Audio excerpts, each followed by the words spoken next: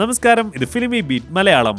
മമ്മൂട്ടിയെയും മോഹൻലാലിനെയും നായകനാക്കി ഒരു സിനിമ സംവിധാനം ചെയ്യാൻ നേരത്തെ തിരക്കഥാകൃത്ത് ഉദയകൃഷ്ണ ആലോചിച്ചിരുന്നു.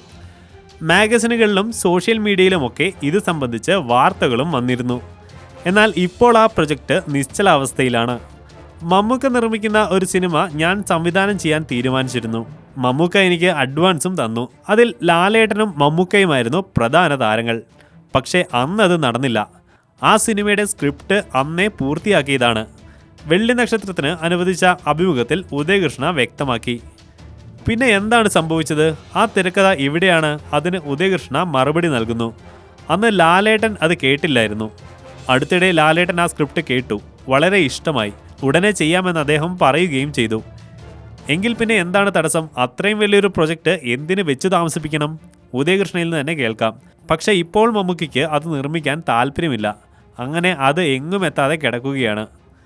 ഒരു സംവിധായകന്റെ റിസ്ക് അറിയാവുന്നതുകൊണ്ട് ഞാനും മിണ്ടാതെയിരുന്നു, ഉദയകൃഷ്ണ വ്യക്തമാക്കി. മറ്റൊരു പുലിമുരുകനാകാൻ സാധ്യതയുള്ള ഒരു പ്രൊജക്റ്റാണ് അണിയറയിൽ ഇപ്പോൾ നിശ്ചലാവസ്ഥയിൽ തുടരുന്നത്. ആ തിരക്കഥയ്ക്ക് എന്തെങ്കിലും മോചനമുണ്ടാകുമോ? അത് സ്ക്രീനിൽ വെള്ളടി തീർക്കുമോ? ഞാൻ ആ പ്രൊജക്റ്റിനെ കുറിച്ച് നന്നായി പ്രിപ്പയർഡാണ്. ആദ്യം മുതൽ അവസാനം വരെ എൻ്റെ മനസ്സിൽ സംഗതി കിടപ്പുണ്ട്.